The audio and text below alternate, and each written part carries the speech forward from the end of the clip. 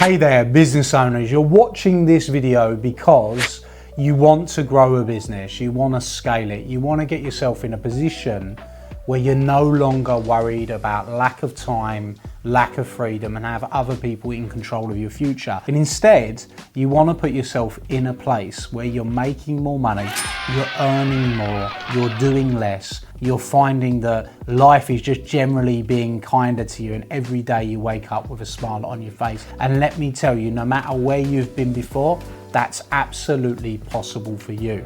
When you go into business, you've got to have a strong belief system, and I'll share my belief system with you that I really take into business. If somebody else can do it, I can do it too. The only difference between that person and me is what's going on in their mind, the thoughts they have, the habits they have. And if I can get a transference of knowledge from somebody that's more successful than me, and I can take that knowledge into my own mind, then I can end up producing the results that they produce. As a business owner, you will be investing. You've got to invest in yourself, you've got to invest in your mindset, and you've got to get smart. It's an intellectual business. If you want to win the game and you want to get that freedom, you want to get that time back, we've really got to understand that and focus in. A lot of people take advice from people they wouldn't swap places with, and that's a bad strategy in itself. You've got to be of the mindset of, hey, is the person that's advising me, have they walked the path that I want to walk? And if they haven't, then stop taking advice from them, because that's going to hold you back. You need to be getting around people playing at a higher level. And I understand. Sometimes that can be uncomfortable for people because they don't want to be highlighted that, hey, this person's performing better than me, they're getting better results. But you have to make it a priority to get in that circle and be around great people. Many people go out and they write a business plan, and they write a business plan based off of, just guessing, not really knowing what they're going to be able to create, not really knowing how it's going to work out. I like to plan a few things. The first thing is I plan is time. So you have to plan in what available time have you got to give this business. Because if you don't have any time, if you can't give a day a month to a business, it's not going to get off the ground, right? So you've got to plan your time to get your business working. You've got to realize that, hey, when I get started, I might not even have the money when I first start.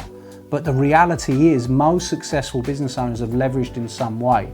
And when I started my first business, I didn't have enough money. I ran out of runway, we call it, very, very, very quickly. And that's where I had to start using OPM, other people's money, credit cards, banks, overdrafts, different things to get myself going and get myself growing. But you've got to plan for the money. How much money are you going to need? How much money are you going to need to invest? You then need to start looking at the support. What type of support do you need? And really, I like to categorize this in two ways. Right now, whatever you're strong at, you've been strong at for a long time. That's not what's hurting you. What's hurting you is what you're weak at. Super weak. And we need to have a really honest conversation with ourselves about the areas that we're weak in. And if we have that honest conversation with ourselves and we realize, hey, I'm not that strong at marketing, or I'm not that strong at sales, then we need to lean into that fear and start to look at, can we get support? Can we get transference of knowledge? Can we get mentoring on that? Can we get coaching on that so we can become stronger, right? When we become stronger, your biggest area of growth is in the areas you're weak at. Because right now you're down here, you get good at it, you shoot up, right? The things you're strong at, you're already strong at already. So we've got to focus on what our weaknesses are. We then next need to see, what relationships do we need? Relationship capital in business is absolutely everything. Building the right relationships with the right people. One person, one chance, one opportunity, one introduction can change absolutely everything for you and actually take you from a place of struggling to a place of thriving very, very quickly. So you've got to plan out, what are the relationships you need? How can you build these relationships? How can you get around the right people? And often that obviously comes with an investment, and that's okay, because usually you make that investment back 5, 6, 7, 8, 9, 10 times over just because you went out and built the right relationship. In order to grow a business, we need to speak to more people. And marketing and sales are two different things. Marketing is just the ability to go out and have a conversation like we're having right now and say, hey, look, I can help you. And sales is actually turning that conversation into a sale for your business where there is a value exchange. Now, the value exchange part is really important. The value exchange is somebody pays money to get more value from you than they paid. And if you can put the value exchange in a really good way, where the more you help someone, the more they receive, then you're always going to have a great business.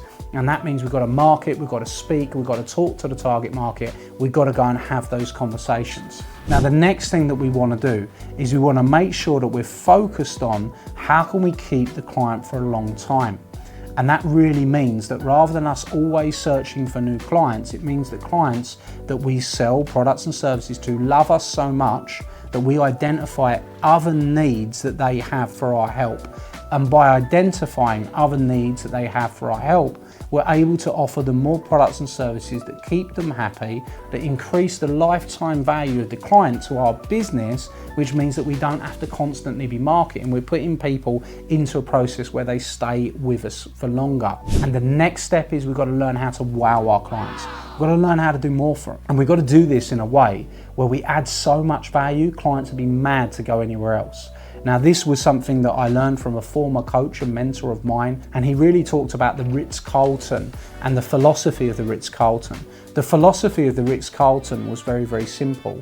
We are going to wow our clients as much as possible so they know that coming to the Ritz is a great experience, and we're going to fix any unwows by listening to our clients and getting them to tell us what was wrong with the service that they bought.